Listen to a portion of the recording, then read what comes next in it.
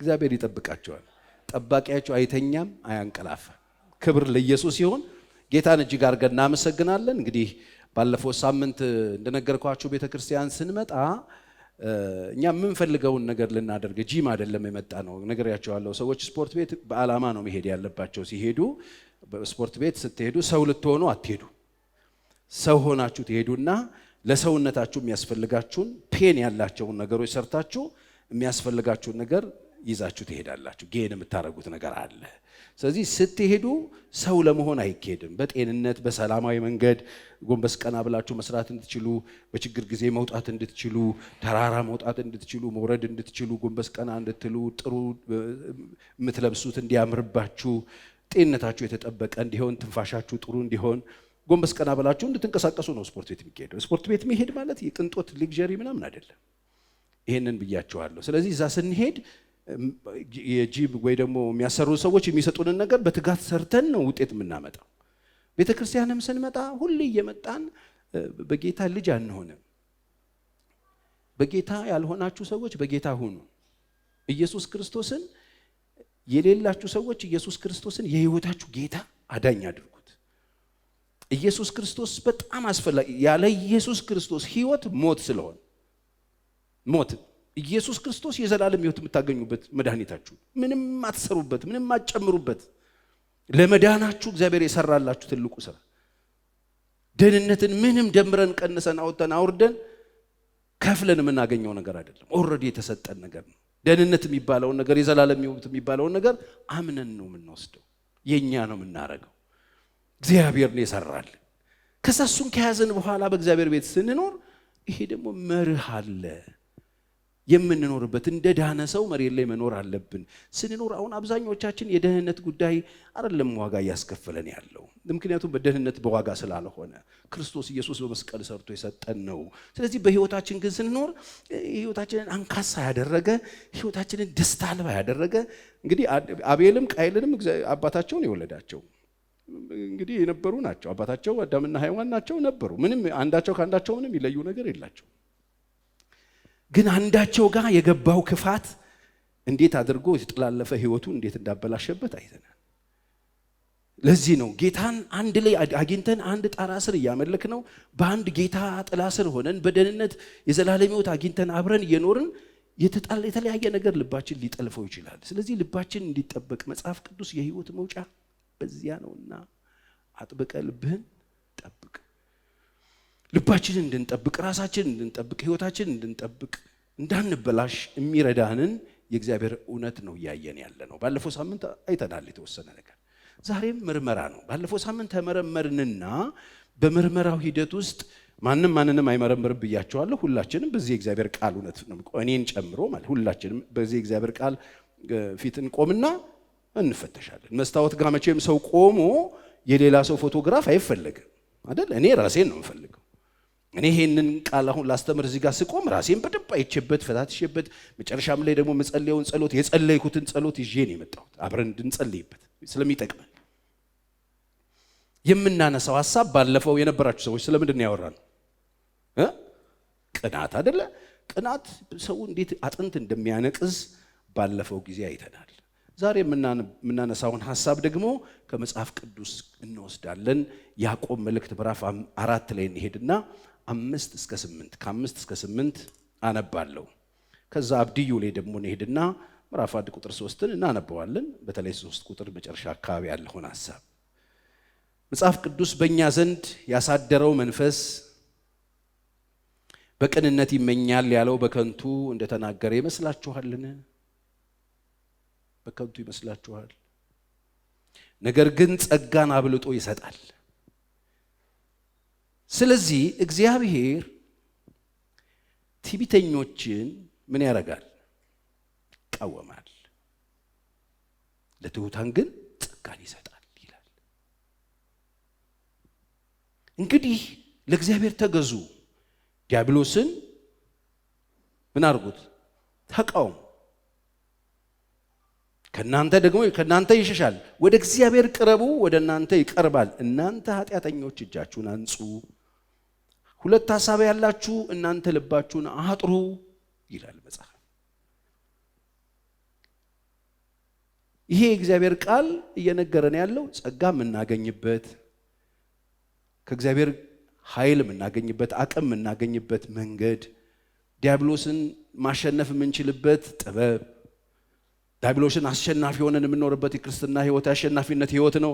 አሸናፊዎች መሆን የምንችልበት እውነት እንግዲህ ይሄ ያዕቆብ የሚጽፈው እኮ ክርስቲያኖች ናቸው እኮ እነዚህ ሰዎች የሚጽፍላቸው ሰዎች እንደና እንደናንተ እኮ አማኝ ናቸው የሚከተሏቸው ሰዎች ናቸው እኮ እና ዲያብሎስን ተቃውሞት ከናንተ ይሸሻል። መቼ መጀመሪያ ከእግዚአብሔር ቀርባችሁ መቼ ትውታ ነው ጸጋ ይሰጣችኋል። መቼ ትውት ከሆናችሁ ከተበትን ግን ይላል ትዕቢተኞችን ግን ይቃወማቸዋል። እኔ ዛሬ የማነሳው ስለሱ ነው። እግዚአብሔር እንዳይቃወመን እግዚአብሔር ትዕቢተኞችን ይቃወማል። ሰይጣን የተጣለው በትዕቢቱ ሲሶ መላእክት የወደቁት በትዕቢት እግዚአብሔር ትዕቢተኞችን ይቃወማል። ልክ እንደ ዲያብሎስ ነው የሚቃወማቸው። ስለዚህ ከዚህ ፈተና መጠበቅ መቻል አለብን። ከዚህ በሽታ ራሳችንን መጠበቅ አለብን። ትዕቢት ይቃወማቸዋል። የአብድዩ መልእክት እንደዚህ ይላል። አብድዩ ላይ በተሰነጠቀ ዓለት ውስጥ የምትኖር ማደሪያህንም ከፍ ከፍ ያደረግህ በልብህም ወደ ምድር የሚያወርደኝ ማን ነው የምትል አንተ ሆይ የልብህ ትዕቢት አታሎሃል ይላል። አይገርማችሁም? የልብ ትዕቢት አታሎሃል ይላል። ትዕቢት የሚባለው ነገር አሲድ ማለት ነው። አይታይም፣ ልብ ውስጥ ነው የሚቀመጠው። አሲድ ነው፣ ውስጥ ቁጭ ብሎ ነው የሚበላው። እንደ ሌሎች ኃጢአቶች በቀላሉ የሚታይ አይደለም። ትዕቢት የሚባለው ነገር ልብ ውስጥ ነው ያለው። የልብ ትዕቢት አታሎሃል ነው። በልብ ውስጥ ነው ትዕቢት የሚቀመጥ ውስጥ ነው ያለው። እንደ ለኃጢአት ግልጽ አይደለም። ሌሎች ኃጢአቶች የሚታይ አይደለም፣ ምናወግዘው አይደለም። በማይታመን ሁኔታ የማይታመኑ ሰዎች ውስጥ ሊቀመጥ ይችላል። ሉሲፈር ውስጥ እኮ ተገኘ። አብሪው መልአክ ውስጥ ሳጥናኤል ውስጥ እኮ ተገኘ። በእግዚአብሔር ፊት የነበረው እሱ ውስጥ ተገኘ። በምን ውስጥ? ልብ ውስጥ ይላል መጽሐፍ። በልብ ትዕቢት ውስጥ ነው የሚቀመጠው። አሲድ ትዕቢት አሲድ። ስለዚህ ራሳችንን ቼክ እናድርግ፣ ልባችንን እንመርምር። ትዕቢት ትሁት በሚመስሉ ሰዎች ውስጥ ሊደበቅ ይችላል። ጎበዝ በሚመስሉ ሰዎች ውስጥ ሊደበቅ ይችላል። ትዕቢት ጨዋ በሚመስሉ ሰዎች ውስጥ ሊደበቅ ይችላል። ታማኝ በሚመስሉ ሰዎች ውስጥ ሊደበቅ ይችላል። ልብ ውስጥ ነው ያለው። ዳዊት መርምረኝ፣ ልቤን ፈትሸኝ፣ አንዳች ነገር ካገኘ አውጣልኝ የሚልበት አንዱ ምክንያት ይሄ የቀናውን መንፈስ በውስጥ ያድስልኝ ጌታ ሆይ አዲስ ልብ ስጠኝ። ለምን? ልብ ውስጥ እኮ ትዕቢት እኮ ገብቶበት ነው እኮ የሚችል መሰለው እኮ ዳዊት። ይሄ ንጉሥ ሲሆን ያት ከትቢያ የተነሳው ዳዊት የሰው ሚስት ወስዶ ደፍሮ ምናምን አድርጎ እኮ ሲያዝ ነው እኮ እንዲህ ያለው። በቃ ልቤን ቀይረዋል። አይመስልም። ጨዋ ነው፣ አምላኪ ነው፣ ጎበዝ ነው። ልብሱ እንደዚህ እንትን እስኪል ድረስ የሚያመልከው ሰውዬ እኮ ማለት ነው ዳዊት። ባለበገናው እኮ ነው ዳዊት። ግን ሲገባ ልብ ውስጥ አይታወቅም። ትዕቢት ስትመጣ ውድቀት ነው የምትቀድመው ይላል መጽሐፍ። ስለዚህ በዚህ ራሳችንን መፈተሽ ጥሩ ነው። ዛሬ የምንጸልይበት እኮ ርዕስ ይሄ ለማንም አይደል፣ ለራሳችን ነው የምንጸልየው። ቼክ እናደርጋለን። ድናችኋል? አዎ። ጌታን አግኝታችኋል? አዎ። ቼክ አድርጉ ልባችሁ። ስለዚህ ይሄንን መመርመር አለብን። የትዕቢት ፍሬዎች አሉት። የሚታይ አይደለም ብያችኋለሁ። ጉንጭ ላይ የሚቀመጥ አይደለም። ቅናትም እንደዛው ነው። ብዙ ጊዜ አይታይም፣ ግን ሲምፕተሞቹ እናያለን። ምን ነው ፊት ተጠቆረ፣ ምን ነው ተናደድክ ሲባል የዛ ነገር ሲምፕተም ነው። ምን ነው አይነ ቀላችብህ ሲል የዛ ነገር ሲምፕተም ነው። የትዕቢት ግን ምንድን ነው? የትዕቢት ደግሞ ፍሬዎች አሉት፣ የሚታዩ ነገሮች አሉት። እነሱን ነው ጥቂት ነገሮች የምነግራችሁ። የመጀመሪያው ትዕቢት ራሳችንን ከሌሎች ይልቅ ጻድቅ አድርገን እንድናስብ ያደርገናል። በጣም የተሻለን ስፔሻል እንደሆንን አድርገን እንድናስብና በጣም ጋጥ ወጥ እንድንሆን ያደርገናል። ስርዓት አልባ እንድንሆን ያደርገናል። ፍሬው ይሄ ጻድቅ ነው የሚያደርገው። ራስን በጣም ከሌሎች የተለየ ፐርፌክት፣ በጣም ጨዋ፣ በጣም ንጹህ፣ በጣም ጻድቅ ራስን በጣም መቆለል አለበት። ይሄ ብቻ አይደለም። እንትንም አሉ ላፊ ነገሮችም አሉት። ወጥቶ ሌሎችን መናገር አለበት ማለት ዝቅ ማድረግ አለበት። አንዱ ፍሬው ይሄ ነው። ልክ ሉቃስ 18 ላይ የሄደው ሰውዬ ለጸሎት መቅደስ ገብቶ ትዝ ይላችኋል። ሲጸልይ ምንድነው ያለው? ምዕራፍ 18 ቁጥር 9 እናንብበው።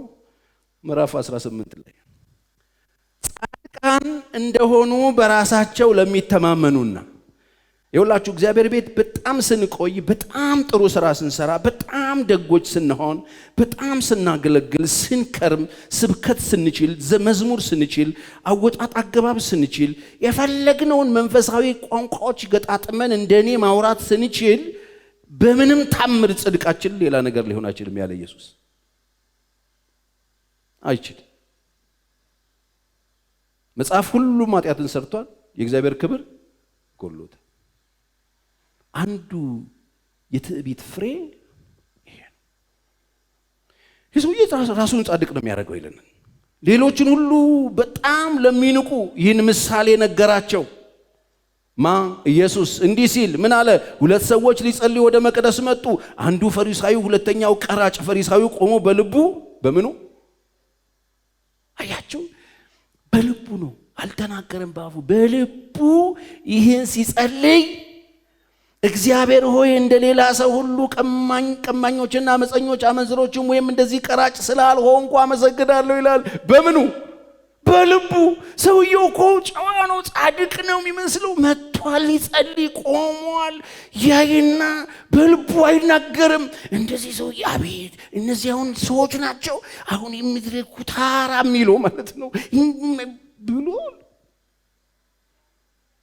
ራሱን ጻድቅ አድርጎ በልቡ ነው።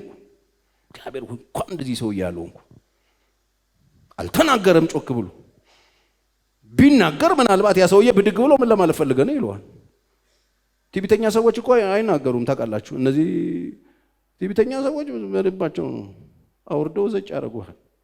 ከላይ የሚያከብሩ ሆኖ ይመስሉት፣ ጨዋ ነው የሚመስሉት። ንቀውሃል። ይሄን የሚያየው ብቻ ነው ሰው ፊትን ያህል። እግዚአብሔር ግን አሁን እዚህ ቁጭ ስንል እግዚአብሔር ምናችንን ነው የሚያየው? ልብሳችንን ነው አይደለም፣ ልባችንን ነው። ማን በልቡ ምን እያለ እንደሆነ ያውቃል። አይገርማችሁ? ምናመልከው አምላክ ይሄ። ስለዚህ ልባችንን መጠበቅ አለብን። አንድ ጊዜ ያ ፈሪሳዊ ማን ነው ለምጻሙ ስምዖን የሚባል ሰውዬ ቤት ኢየሱስ ተጋበዘና ሄደ። ሲጋበዘው እሺ ብሎ ሄደ። ለምጻም ሰውዬ ማንም እኮ አይነካውም በዛ ዘመን። አይነካም እኮ ኃጢአተኛ ማንም ሰው ለምጻምን እኮ ማንም አይነካውም። አንተ ቤት እገባለሁ አለው። በቃ እሺ አለው። ከዛ ሰውየው ጠራው። ሲመጡ ሁሉንም ቴንኪው ብሎ ተቀበልና አስተናገደ። ሲመስለኝ ሁሉንም ዘይት ቀብቷል፣ ሁሉንም እግሩን አጥቧል። ኢየሱስን ምንም አላረገለት። ከዛ ገብቶ ኢየሱስ ጨዋ ነው አምጦ አይልም። ካከበርከው ያከብርሃል፣ ካላከበርከው አክብረኛ አይልም። ቁጭ አለ። ከጥቂት ደቂቃ በኋላ ትናንትና ገበያ መካከል የነካት ሴተኛ ዳሪ እስራት የተፈታች ምስኪን ሴት ይሄ ባለውለቷ ምንም እኮ አልዳነችም። እቺ ሴት በደንብ ስሙ። ሽቶውን ይዛ መጣችና የት ነው ያለው ስትባል ሲሄድ እንደ እኩያ ኢየሱስ ተደርድሮ ቁጭ ብሏል። እኩያቸው ነው ይመስል ስብር አረገችና አረገችና ሽቶዋን እግሩ ስር ወድቃ ጸጉሯን ያጥታ በእንባዋ እግሩን እያራሰች ታብሰዋለች። የዛን ጊዜ ለምጻሙ በልቡ ይሄ ማን መሆኗን ቢያቅ ኖሮ ችኳ ኃጢአተኛ ናት ብሎ የሚቀበል አለ። ጮክ ብሎ አልተናገረም። ልብ አዋቂው ጌታ ሰማው። አይገርማችሁ? ሰማውና እኔ የምልህ ስማው፣ አንተ ቤት ገባው። አዎ ገብተሃል። ለመሆኑ ራሴን በዘይት ቀብተኛል? ለመሆኑ ስገባ ስመኸኛል? ለመሆኑ ለእግሬ ውሃ ሰጥተኸኛል? ኦቤስ የሚጠበቅ ነገር ነው ይሄ። እንግዳ አይሁዳዊ ቤት ሲገባ አድርገህልኛል፣ ስመኸኛል፣ ስገባ በክብር ሰላም ብለኸኛል፣ ራሴን በዘይት ቀብታል፣ እግሮቼን አድርገሃል፣ አላደረግከው? አንድ ጥያቄ ጠይቆት ነው። አንዱ 50 ዲናር ተበደረ፣ አንዱ 500 ዲናር ተበደረ። ሁለቱም ተወላቸው። ማን አበልጦ የሚወድ ይመስልሃል አለው። ብዙ የተተወለት ሲለው እንግዳ ወስማኝ አለው። አንተ ቤት ገብቻለሁ፣ ምን አድርገህልኛል? ትዕቢተኛ እንደ እኩያ ነው እያየኸኛለሁ። አንተ ቤት ገባው ምን አርገች ሴት ግን ይኸው ከገባው ጀምሮ እግሮቼን በእንባ ያራሰችና ሽቷን ቀብታኛለች ውድ ነገሯን። አያችሁ ሰውየው የሚያወራው በልቡ ነው፣ ኢየሱስ ግን ይሰማዋል። ትዕቢተኛ ሰዎች ሰው አይሰማችሁም፣ እግዚአብሔር ግን ይሰማችኋል። ለሰው ብለን አይደለም ጨዋ ምን ሆነ ለራሳችን ብለን፣ ለሰው ብለን አይደለም። ትዕቢት ውስጥ ነው። ትዕቢተኞችን እግዚአብሔር ምን ያደርጋል? ይቃወማል። ለትሑታንስ ጸጋን ይሰጣል። ለትሑታን ጸጋን ይሰጣል። ራሳቸውን ለሚያውቁ፣ ራሳቸውን ለሚያዋርዱ፣ ማንነታቸውን ለሚያውቁ፣ ጌታን ማን እንደሆነ ለሚያውቁ፣ ቦታቸውን ለሚያውቁ ለነሱ ጸጋ ይሰጣል። ጌታ ጸጋ ይሰጣል። አይገርማችሁ? ይሄ ብቻ እኮ አይደለም። ጋጠወጥነታቸውን ነው የምታዩት። ራሳቸው ትዕቢታቸው አለበቃ ብሏቸው ደግሞ ትንሹ ነው ብለው የሚስቡት ሰው ይንቁታል። የሰውየውን ኃጢአት እያብራራ ሲያወራ አሰሙትም። ይሄ ፈሪሳዊ ሰውዬ ምንድን ነው የሚለው? ይሄ ሰውዬ ገብቶ በልቡ የጸለየ እግዚአብሔር ሆይ እንደ ሌላ ሰው ሁሉ ቀማኛ። ይሄ ሰውዬ አሁን ገብቶ ምን እያለ ነው ማለት ነው? ይሄ ቀማኛ ሌባ ይላል። ሌላው አናውቀውም። ይሄ ሌባ ቀማኛ፣ አመፀኛ፣ አመንዝሮች የሚለው እኮ ነው ሰውየው። ጻድቅ ሆኖ ለመቆም ብቻ እኮ አይደለም የሚፈልገው፣ እላፊ ደግሞ ይሄዳል። ጋጥ ወጥ ነው። አመንዝሮች ወይም እንደዚህ ቀራጭ ስላልሆንኩ አመሰግናለሁ። ይሄው ትዕቢት እንደዚህ ነው የሚያደርገው። የማይነካ ነገር ሄደን ነካለን። ኃጢአተኛውንም ጻድቅ ነኝ የሚለውንም የሚያድን ማን ነው? ሁለቱም የሚጸልዩት ወደ ማን ነው? ጻድቅ ነኝ የሚለውን ሰውዬ በጽድቁ መቆም ይችላል? ጌታ ፊት አይችልም። ኃጢአተኛውም መቆም አይችልም። ጻድቁ ሁለቱም በእግዚአብሔር ፊት ሁለት አይደሉም። ስተቱ ይሄ። አመሰግናለሁ። በሳምንት 2 ጊዜ ስሙ በደንብ። እኔ ጦማለሁ፣ በሳምንት 2 ጊዜ ጦማለሁ። ከማገኘውም ሁሉ አስራት አወጣለሁ። ይሄ ሰውዬው ትዕቢተኛ ይመስላል። አስራት የሚያወጣ ሰው አስራት የሚያወጣ ትዕቢተኛ አለ? 2 ቀን በሳምንት ጾም ጸሎት አለኝ። እንደገና ደግሞ አስራቴን አወጣለሁ። አስራት የሚያወጣ ምን ትዕቢተኛ? እጦማለሁ አለ። ቀራጩ ግን በሩቅ ቆሞ፣ የቀራጩን መንፈስም ልቡን ይውት፣ በሩቅ ቆሞ ወደ ሰማይ ሊያነሳ እንኳን አልወደደም አይኖቹ። ነገር ግን አምላክ ሆይ እኔን ኃጢአተኛውን ማረኝ እያለ ደረቱን ይደቃ ነበረ። እላችኋለሁ ከዚህ ይልቅ ጻድቅ ሆኖ ወደ ቤቱ ተመለሰ። ራሱን ከፍ የሚያደርግ ሁሉ ምን ያደርጋል? ይዋረዳል። ትዕቢት ሲመጣ ውርደት ነው ያለው፣ ይዋረዳል ነው የሚለው። ስለዚህ ከትዕቢት ራሳችሁን ጠብቁ። ለራሳችሁ በጣም ጻድቅ ነኝ ምናምን ብላችሁ ታስባላችሁ? በጣም መጠንቀቅ አለባችሁ። የእናንተ ቤተ እምነት ከሁሉም ነገር በላይ አንደኛ እንደሆነ አድርጋችሁ ነው የምታስቡት። ሌሎቹን ታናንቁ የምታራክሱ ሰዎች አላችሁ። ከዚህ ሰውዬ አትለዩ። ልዩነት የለው። በትህትና መያዝ ነው እንጂ የዳናችሁበትን መዳኛ ጸጋችሁን ሌሎችን ማራከስና ሌሎችን መናቅ፣ ሌሎችን ማንጓጠጥ ክብር አያመጣም፣ ውርደት ነው የሚያመጣው። አይሆንም። እግዚአብሔር ፊት ይዘን የምንቀርበው ጽድቅ የለንም። ጽድቃችን የመርገም ጨርቅ ነው። ምንም አቅም፣ ብቃት፣ ጉልበት የለንም። ምንም አይነት ነገር ይዘን እግዚአብሔር ፊት መገኘት አንችልም። ማንም አይችልም። ተቀብሎኛል ካልክ እንደተቀበለ ካመንክ ልብህን ትውት አድርግ። በእግዚአብሔር ፊት ይህንን ይዘህ ለወደቁ ጸልይ፣ ለሳቱ ማልድላቸው፣ እዘንላቸው፣ ራራላቸው። አታወዳድር ራስህ። የትዕቢት ምልክቱ አንዱ ፍሬው ይሄ ነው። ራሱን ጻድቅ አድርጎ ሌሎችን መናቅ፣ የራስን ስፔሻል ማድረግ፣ የሌሎችን ማዋረድ፣ ማንኳሰስ። አሁን ደግሞ ዘመኑ ያመጣው በሽታ በደንብ ነው የሚታየው። አፍ ሲከፈት የሰው ልብ ይታያል፣ የሰው ልብ ይታያል። ስለዚህ የመጀመሪያው እሱ ነው። ሌሎች በቀላሉ የሚያዩትን ችግራችንን እኛ ማየት አንችልም። ሌሎች በቀላሉ ያዩታል፣ እኛ ማየት አንችልም። የራሳችንን አናይም። ልክ እንደ ግንዱ ማለት የሰዎችን ጉድፍ ልናወጣ ነው እንጂ የምንሄደው የእኛን ግንድ ማየት አንችልም። ለዚህ ነው በዓይን ውስጥ ያለውን ግንድ መጀመሪያ ያወጣል።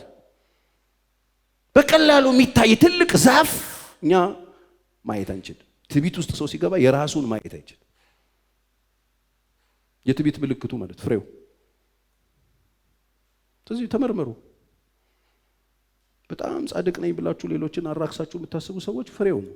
የትዕቢት ፍሬ ይባላል እንዴ። መጽሐፍ ቅዱስ ኤፌሶን ምዕራፍ 2 ቁጥር 8 9 10 ላይ ምንድነው የሚለው? ማንም እንዳይመካ ከሥራ አይደለም አይልም እንዴ? ታዲያ ከየት አመጣነው ትምክህት ነው እንደዚህ የምንጨፍርበት?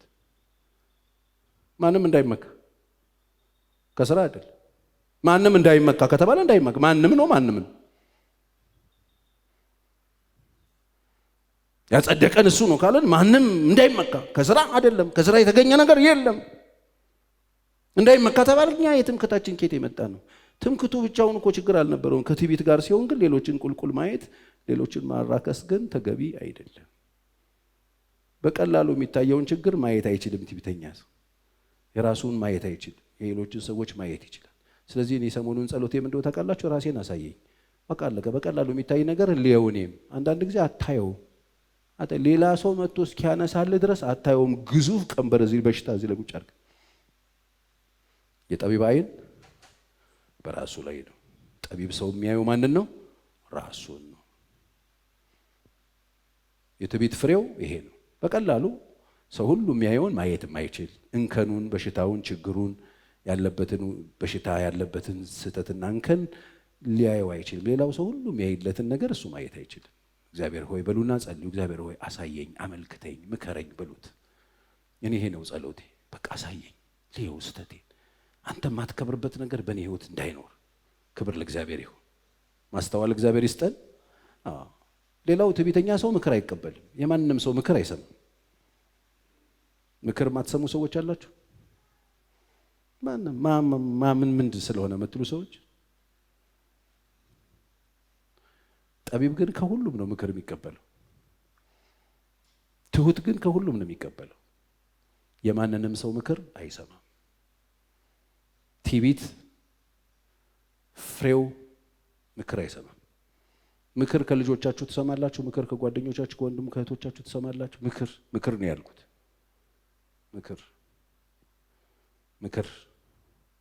ምክር በጣም ብዙ ምክር ባለበት ብዙ ድል አለ ይላል መጽሐፍ። ድል አለ። ምክርን ያለ መስማት ፍሬ ይታይበታል። በቤተ ክርስቲያን ደግሞ አሁን በግል እነግራችኋለሁ። አሁን ጠቅላላ ነገር ያወራሁት ይሄ የፍሬው ነው፣ የሚታየው ፍሬ ይሄ ነው። በቤተ ክርስቲያን ውስጥ ደግሞ ትዕቢት ሲኖር፣ በነገራችን ላይ ብዙ ጊዜ ቤተ ክርስቲያንን የሚከፋፍላት፣ ቤተ ክርስቲያንን ችግር ውስጥ የሚከታት፣ ቤተ ክርስቲያን ውስጥ ልዩነት የሚፈጥር፣ ጠብ የሚፈጥር የስተት ትምህርት አይደለም። በተለይ እኛ ሀገር እሱ አይደለም። ወይም ደግሞ ኃጢአት አይደለም። ኃጢአት እኮ በንስሐ ነው ሰው የሚመለሰው። ለኃጢአት ንስሐ ነው የሚገባው። ምንም አይነት ኃጢአት ብትሰሩ እኔ ሁል ጊዜ እናገራለሁ፣ ምንም አይነት ኃጢአት ስሩ፣ የምህረት አካውንት አይነካባችሁም ነው፣ እድል ይሰጣችኋል። ግን ቤተክርስቲያን ውስጥ መከፋፈል፣ ልዩነት፣ ችግር ምናምን መለያየት ምናምን የሚፈጥረው የዚህ መሰረታዊ ትምህርት ስህተት ነው፣ ችግር ነው አይደለም። ትዕቢት፣ የብዙ ሰዎች ትዕቢት ቤተክርስቲያንን የሚከፋፍላት የስህተት ትምህርት አይደለም። ቁጭ ብሎ ዲቤት የተደረገ ስህተት ትምህርት ተፈጥሮ ቁጭ ተብሎ ይሄ የእግዚአብሔር ቃል አይደግፍም፣ እንደ እግዚአብሔር ቃል አይደለም፣ ይሄ ነው ተብሎ ብዙ እኛ ቤት ብቻ አይደለም እኮ ዓለም ላይ ያሉ አብዛኛዎቹ ቤተክርስቲያን ውስጥ የሚፈጠሩት ችግሮች ሲፈጠሩ በዚህ በመጽሐፍ ቅዱስ ሐሳብ አይደለም፣ በግለሰቦች ትዕቢት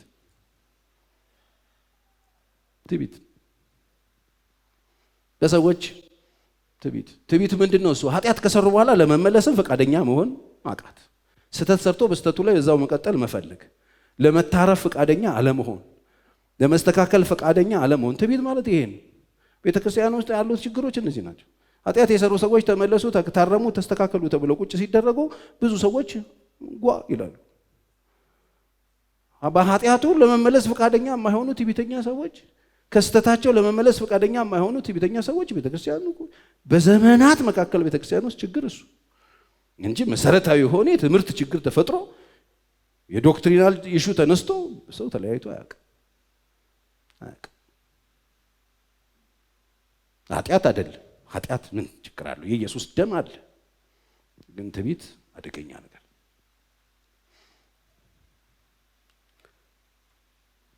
ፈቃደኛ አለመሆን፣ ለመመለስ እሺ ላለማለት፣ እምቢታ፣ በራስ ማስተዋል መደገፍ ፈቃደኛ አለመሆን፣ እሺ ለማለት ፈቃደኛ አለመሆን፣ ካለበት ውድቀትና ችግር ውስጥ ለመመለስ ፈቃደኛ አለመሆን፣ ለመስራት ራስን ለማረቅ ለማስተካከል ፈቃደኛ አለመሆን ነው በቤተ ክርስቲያን ውስጥ ያለው ትልቁ ፕሮብሌም።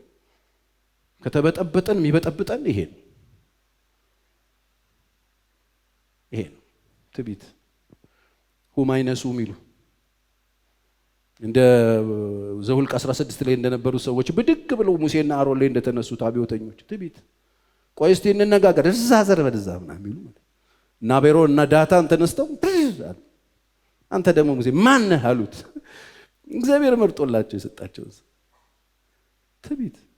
ትዕቢት ውድቀቱን ትቀድማለች። ስለዚህ መመርመር ጥሩ ነው። ራሳችንን በመረመርን ኖሮ ባልተፈረደብን ነበር ይላል መጽሐፍ ቅዱስ። ትዕቢት አሲድ ነው። ትዕቢት በልብ ውስጥ ያለ አሲድ ነው። መጀመሪያ የሚደፋው አሲዱ ያለበትን አሲድ ሁል ጊዜ መጀመሪያ ያለበትን ታንከር ነው የሚበላው። እንደ ምቀኝነት ልዩነት ያለው እንዳይመስላችሁ። ይሄ ደግሞ በጣም ሌላ ነው። ይሄ ደግሞ እግዚአብሔር የሚጸየፈው ነው። ተቃውሞ ከሰማይ ነው የሚመጣበት። እግዚአብሔር ይቃወም፣ ትዕቢተኞችን እግዚአብሔር ይቃወማቸዋል። ለትሑታን ግን ጸጋን ይሰጣል። ለትሑታን ጸጋን ይሰጣል። እሺ ለሚሉት ጸጋን ይሰጣል። ኃይልን ይሰጣል። ብርታትን ይሰጣል። ብቃትን ይሰጣል። እግዚአብሔር እድልን ይሰጣል። ለማለት ትሑታን ለመመለስ ፈቃደኛ ለሆኑ እሺ ለሚሉ ሐሳቡን ለመቀበል ፈቃደኛ ለሚሆኑ ከወደቁበት መውደቃቸውን ላወቁ ለንስሐ ልባቸውን ክፍት ላደረጉ እግዚአብሔር ይመለሳል። ዳዊት እኮ ትሑት ስለነበር ነው። ዳዊት እኮ ትሑት ነው። ኃጢአተኝነቱ ልክ ሲያዝ ወደቀ ይላል። ኃጢአተኝነታችን ሲገኝ ችግራችን ሲገኝ ለምንድነው ማንወድቀው? ለምንድነው ማንመለሰው? ለምንድነው እልህ የምንጋባው? ዳዊት ይሄን እንዳገኘ ወድቅ ራሴ ንቃለሁ እኔ እኮ አለው እግዚአብሔርን ከልጅነት ጀምሮ ገና ከማህፀን ሳልወጣ ኃጢአተኛ ነኝ አድሚት አደረገ። እኔ እኮ በኃጢአት ተጸንሼ በኃጢአት ነው የተወለድኩት። ራሱን ተመለከተ፣ ወደ ልቡ ተመለከተ። ጌታ ሆይ አንተም ብቻ በድዬሃለሁ፣ አንተም በድዬሃለሁ፣ ልክ አይደለሁም።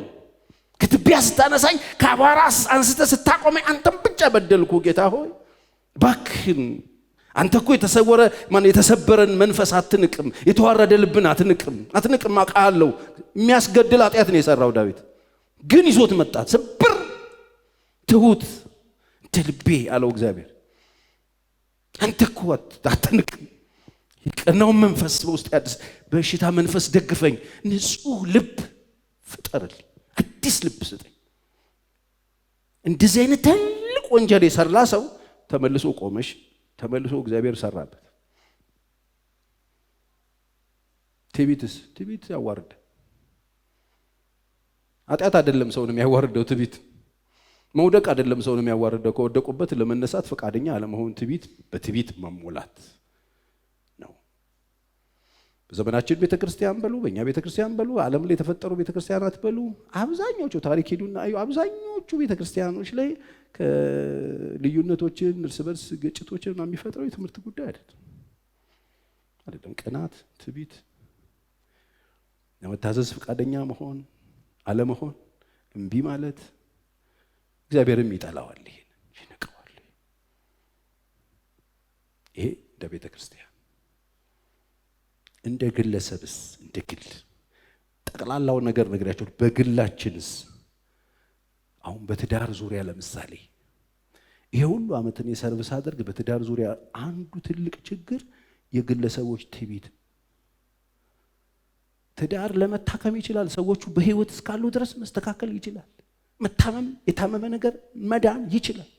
ግን ምንድነው በሽታው? ትዕቢት፣ ለመመለስ ፈቃደኛ አለመሆን፣ ዝቅ ለማለት ፈቃደኛ አለመሆን፣ ለእግዚአብሔር ቃል ለመገዛት ፈቃደኛ አለመሆን፣ የእግዚአብሔርን ሐሳብ ለመስማት ፈቃደኛ አለመሆን፣ ግትር መሆን፣ ትዕቢተኛ መሆን። ምን ስለሆነ ነው እሱ? ምን ስለሆነች ነው እሷ? እልህ መያዝ፣ ገመድ መጓተት፣ አሸናፊ ሆኖ ለመታየት መሞከር፣ የቲፎዞ መሰብሰብ። እግዚአብሔር እኮ ምንን ያህል ልብን ያህል። አንዱ እኮ እሺ ቢል ስብር ቢል ሁለቱም እኮ ለመሸነፍ ፈቃደኛ ቢሆኑ ያበቃለታል። እግዚአብሔር እኮ ጣልቃ ይገባል። ትዳር የሁለት ተሸናፊ ሰዎች መኖሪያ ነው።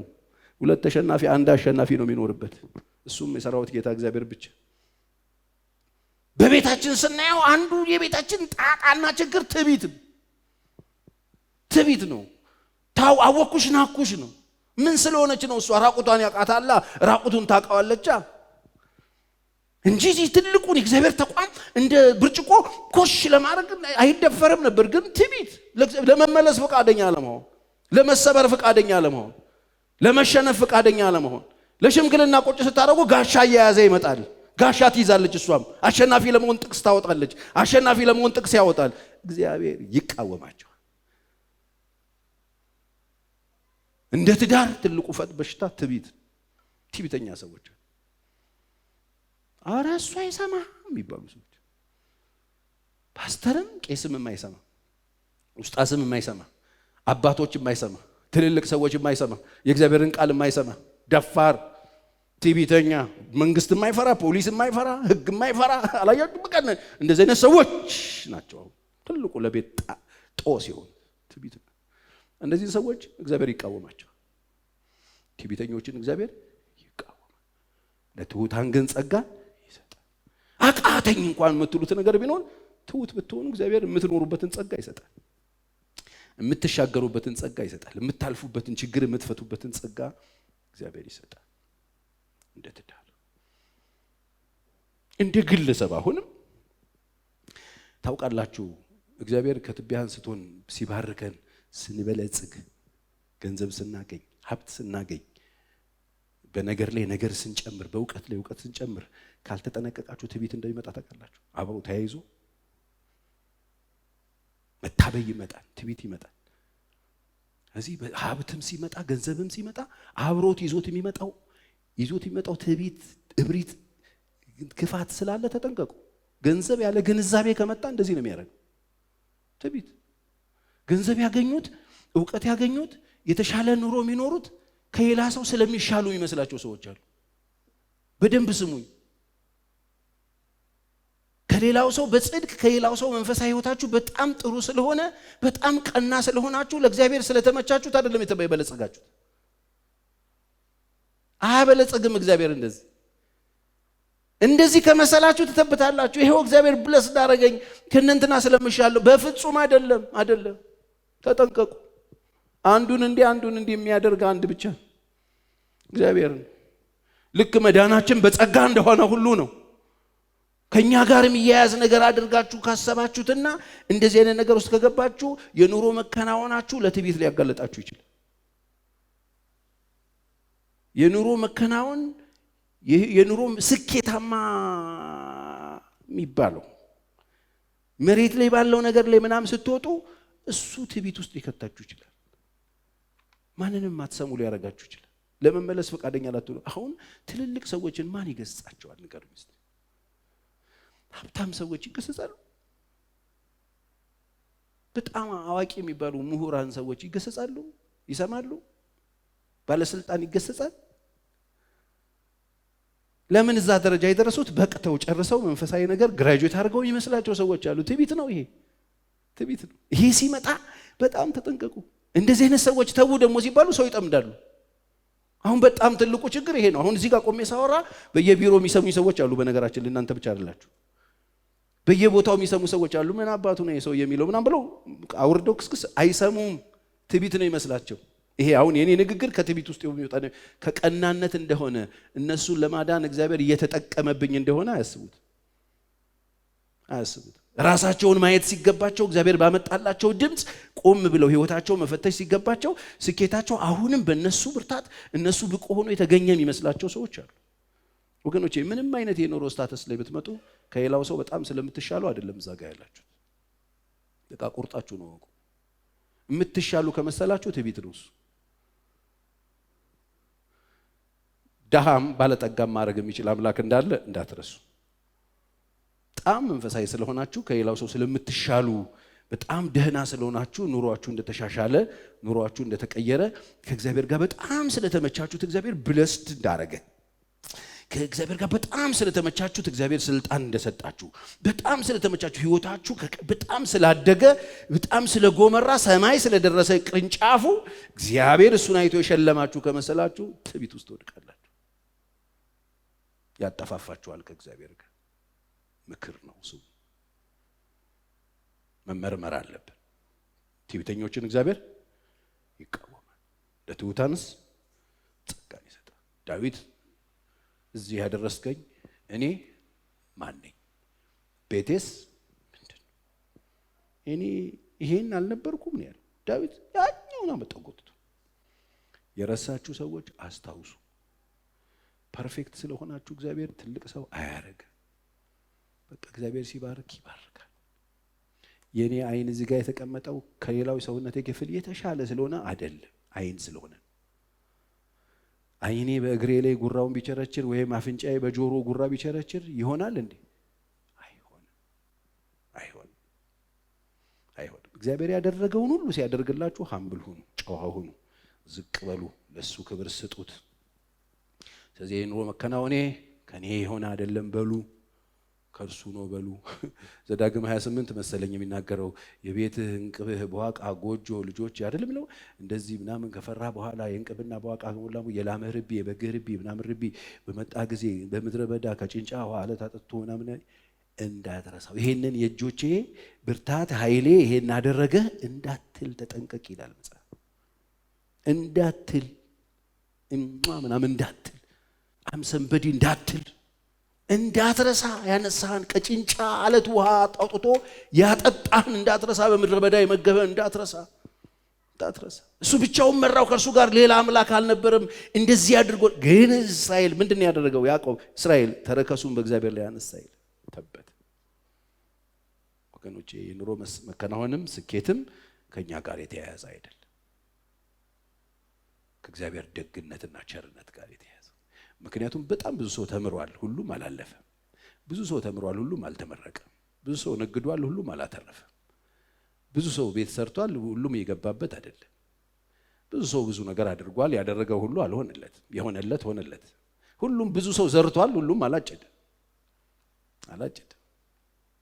ስለዚህ ይሄንን ከራሳችሁ ጋር ካገናኘናችሁት ውድቀታችሁን በጣም እያፈጠናችሁት፣ ጥፋታችሁን በጣም እያፈጠናችሁት፣ ውድቀታችሁን በጣም እያፈጠናችሁት። እግዚአብሔር ለማን ምን እንዳደረገ ያውቃል። ማንን ከምን እንዳነሳ ያውቃል። ማንን በምን ምክንያት እንደረዳ ያውቃል። ከራሱ ተነስቶ፣ ከፍቅሩ ተነስቶ፣ ከቸርነቱ ተነስቶ፣ ከምሕረቱ ተነስቶ፣ ከደግነቱ ተነስቶ ያደረገውን ነገር ከብቃቴ ነው ብላችሁ ካሰባችሁ ትወድቃላችሁ። ትዕቢት ነው እሱ። እግዚአብሔር በቸርነቱ አብልቶኛል፣ አጠጥቶኛል፣ አልብሶኛል፣ አኑሮኛል፣ ደህና አድርጎ አኑሮኛል እንጂ በኔ ጽድቅ፣ በኔ ቅድስና አካውንት፣ በኔ መልካምነት አይደለም የሚል ሰው አለ በህይወት ውስጥ? እናንተ ሰዎች አላችሁ? በደንብ አሜን በሉ። እግዚአብሔር መልካም ያደርግላችሁ፣ ጸጋን ይሰጣችሁ። ለትሁታን ጸጋን ይሰጣል። ጸጋ የሚሰጠው ለትሁት ነው። ፈሪሳዊ ቆሞ በልቡ እንዳለው ማለት እኔን እንደዚህ ስላለው እንኳን ይሄ ልክ አይደለም። ጸድቆ ተመለሰ የተባለው ደረቱን የሚደቃ ነው። ይሄ ሰውዬ ቆይ ያደረገው ነገር እውነት አይደለም እንዴ? አስራት አልሰጠም እንዴ? አልጾመም እንዴ? ጾሟል እኮ፣ አስራት ሰጥቷል እኮ፣ ሀምብል የሚመስል አይነት የሚመስል ኖሯል እኮ። ግን እግዚአብሔር ፊት ሲፈተሽ ልቡ ቆሻሻ ነው። ስለዚህ እግዚአብሔር ልብ ነው። ወደ ቸርች ስትመጡ ይዛችሁ መምጣት ያለባችሁ ልባችሁን ነው። እግዚአብሔር ልብን ይመረምራል። ሰው ፊትን ያያል፣ እግዚአብሔር ግን ልብን ያያል። ይሄን ብናደርግ መልካም ይሆንልናል። እግዚአብሔር ከጥፋት ሊመልሰን ሲመክረን ነገሩን ፐርሰናል አድርገን ችግር ውስጥ ብንገባ ሰዎች ካለን እግዚአብሔር ምሕረት ያድርግልን። ምሕረት ያድርግልን። እግዚአብሔር ሲገስጸን፣ እግዚአብሔር ሲዘልፈን፣ እግዚአብሔር ሲናገረን በተለያየ መንገድ ወደኛ መልእክትን ሲያመጣልን ሪጀክት አናርገው። እግዚአብሔር በአንድም በሌላም አህያ ተጠቅሞ መናገር የሚችል ከጥፋት የሚመልስ አይደል? እኔ አንተ በፊቴ እንደቆም ካላወቅኩም ነበር ነው ያለው በላ። አላወቅኩም ነበር፣ አሁን መንገዴን ካልወደድከው መለሳለሁ። ሀምብል ቡን ስብር ማለት ጌታ ሆይ ልቤ ምንድን ነው እያሰበ ያለው? እውነት ራሴን ከሌሎች ጋር አይቼ እኔ ራሴን ጻድቅ አድርጌያለሁ፣ ማረኝ። በሌሎች ሰዎች ላይ ንቀት ተሞልቻለሁ፣ ማረኝ። እኔ ይህን ነገር እያደረግኩና የኖርኩ ያለሁት ኑሮ በራሴ ስፔሻል አድርጌ አግኝቼ ሰርቼ ያገኘሁት ነው እያልኩ ነው፣ ማረኝ። ትዕቢት ነው ይሄ። እኔ የተሻልኩ ጻድቅ ስለሆንኩኝ እኔ ተሳካልኝ እያልኩ ነው፣ ማረኝ። በራሱ ማንም ሰው እግዚአብሔር ፊት መቆም ይችል የለ። እግዚአብሔር እንደሆነ በጣም ደግ፣ ሞኝ ግን አይደለም። እግዚአብሔር ርኅራኄውን ያብዛል። እኛን ከትዕቢት ለመመለስ በቀጥታም በተዘዋዋሪም መንገድ እግዚአብሔር ወደ ቤታችን፣ ወደ ጓዳችን፣ ወደ ኑሯችን፣ ወደ መንገዳችን እየመጣ ይናገረናል። በሚገባንም በማይገባንም መንገድ ስለሚመጣ በጣም ኮንሸስ መሆን አለብን። እኛን ከትዕቢት ሊመልሰን ሲፈልግ መለስ ማለት አለብን። በእውነት ነው የምነግራችሁ። እንዴት እንደምትባረኩበት አልነግራችሁ። በጣም ልዩ ነው እግዚአብሔር በህይወታችሁ ውስጥ የሚሰራው። ይሄ እውነት ገብቷችሁ ፈቃደኛ ሆናችሁ ለዘለፋ ፈቃዳችሁ ሰጣችሁ፣ ለመመለስ ፈቃዳችሁ ሰጣችሁ፣ ልባችሁን አስፈትሻችሁ እርቅን ለማድረግ ከእግዚአብሔር ጋር ከተስማማችሁ እግዚአብሔር ተአምራት ያደርግላችኋል። ክብር ለኢየሱስ ይሁን። እግዚአብሔር ይርዳል። መርምረኝ፣ ፈትነኝ፣ አንዳች ነገር ደግሞ በልቤ ካገኘህ እሱን አውጣና ጣል። ጌታ ሆይ እርዳኝ። ክብር ለኢየሱስ ይሁን። መንፈሳዊ ነገር እኛ ሰርተን ያመጣ ነው። እኛ ለፍተን ውተን ወርደን የምናገኝ አቺቭ የምናደርገው አይደለም፣ ከእግዚአብሔር የሚሰጥ ነው። ይሄን ሲባል ጨዋነትን እግዚአብሔር ይጠላል አላልኩም። መልካም ብንሄድ እግዚአብሔር ይጠላል አላልኩም። እግዚአብሔር መልካም የምናደርግ በጽድቅ የምንመላለስ ሰዎች መሆናችንን ይፈልገዋል። ግን በሱ ምክንያት አግኝተን ልክ የዛ የጽድቃችን ወይም የንጹህ ስራችን ክፍያ አድርገን የምናስብ ከሆነ ግን ትክክል አይደለም። ማንም እንዳይመካ ከስራ አይደለም። ከደህንነታችን ጀምሮ ከስራ የተገኘ ነገር አይደለም። ከስራ የምታገኙት አንድ ነገር ነው፣ ደሞዛችሁን ነው። መስሪያ ቤት የሚሰጣችሁ ደሞዝ ነው።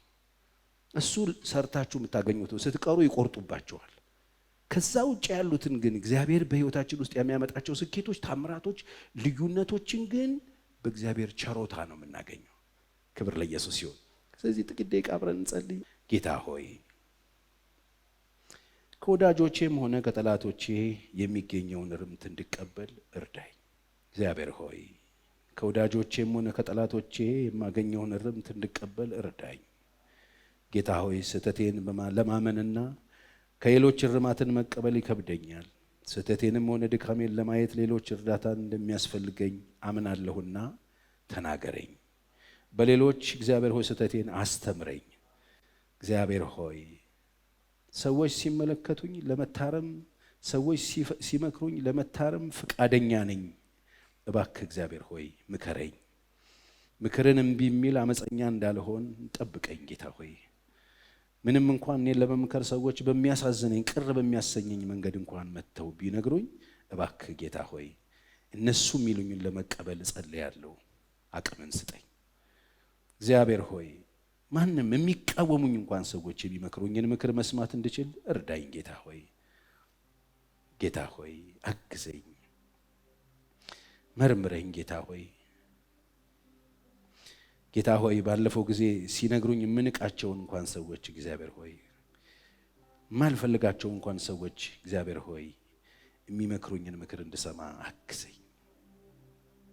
እግዚአብሔር ሆይ ትህትናን ለብሼ ሰዎችን ለማገልገል ከዚህ በኋላ ዝቅ ብዬ ሰዎችን ሰርቭ ለማድረግ እንድችል ዝግጁ ሆኛለሁና አግዘኝ። አባት ሆይ የትዕቢት በደሌን ይቅር በለኝ። ትዕቢቴን ከኔ ላይ አንሳ። ጌታ ሆይ በአንተ ጸጋ ትሁት አድርገኝ። ለትሁታን ጸጋን እሰጣለሁ ብለሃልና ጌታ ሆይ እባክህ ማረኝ። ለመማር እፈልጋለሁ፣ አስተምረኝ። ዝቅ ብዬ አንተን ማገልገል እፈልጋለሁ። እግዚአብሔር ሆይ እንዳገለግልህ እርዳኝ። ጌታ ሆይ ባለፈው ላንተ ሰራውት ከምለው በላይ ላንተ ሰራው ከምለው ይልቅ ጌታ ሆይ ለመታዘዝ የምትለኝን ለመስራት ለማድረግ ፈቃደኛ ነኝና እርዳኝ፣ አግዘኝ። ጌታ ሆይ በሰራው ጊዜ ባደረኩ ጊዜ በሆነ ነገር ጊዜ ምንም ነገር በህይወቴ ውስጥ በሆነ ጊዜ የማልጠቅም ባሪያ ነኝ ብዬ በፊትህ ዝቅ ብዬ ክብርን ላንተ እንዳመጣ እርዳኝ። የሆነልኝ ነገር ሁሉ ካንተ ነው። ጌታ ሆይ አመሰግንሃለሁ። አሁንም ትዕቢት መንፈስ ከዚህ ቀን ጀምሮ እንዳልመላለስ የሚያደርግ ጸጋ በእኔ ላይ ይምጣ። ጌታ ሆይ እርዳኝ። ጌታ ሆይ ዛሬም በድጋሚ ላንተ ልንሰጥህ ያዝነው ሰውነታችንን እኛነታችንን ላንተ ለማስገዛት ይሄው በፈቃዳችን ራሳችንን እንሰጥሃለን። ምን ከፍልህ ነገር የለንም፣ ግን ግዛን። ጌታ ሆይ አንተ ያልገዛኸው የህይወት ክፍል ቢኖረን ግዛን። አንተ ያልወረስከው ነገር ቢኖረን ውረሰን። ጌታ ሆይ ግዛን። ጌታ ሆይ ቀሪ የምድር ቆይታችን ባንተ ተገዝተን መኖር እንፈልጋለን። ግዛን። ባንተ መወረስ እንፈልጋለን። ውረሰን።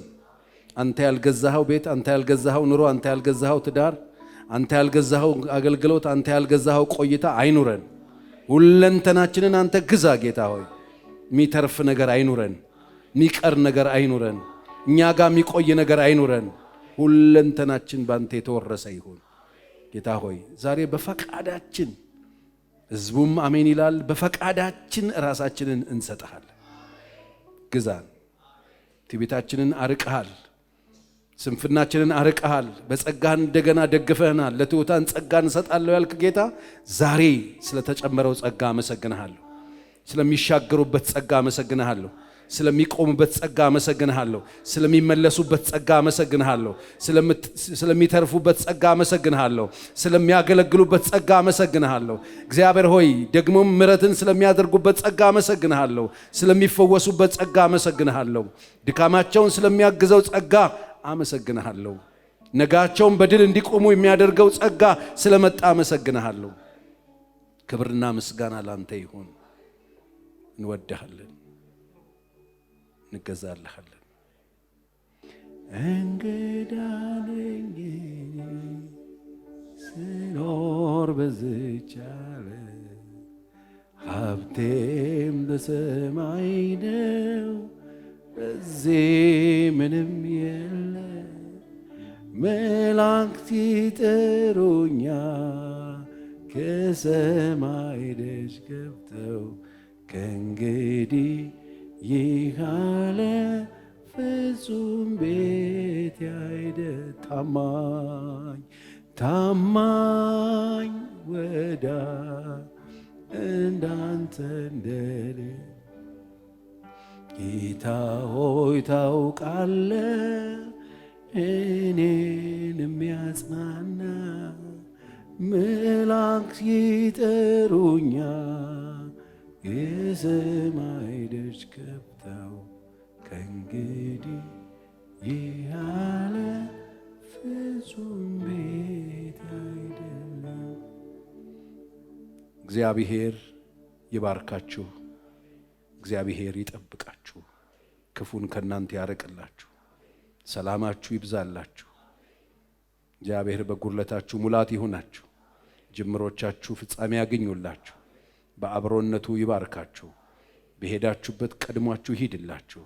በወጣችሁበት ከናንተ ጋር ይሆንላችሁ። ጓዳችሁ በበረከት ይሙላላችሁ። እግዚአብሔር አምላክ በዘመናችሁ ሁሉ የማትጸጸቱበትን ታላላቅ ሥራዎች የምትሰሩበት ጸጋ ይስጣችሁ።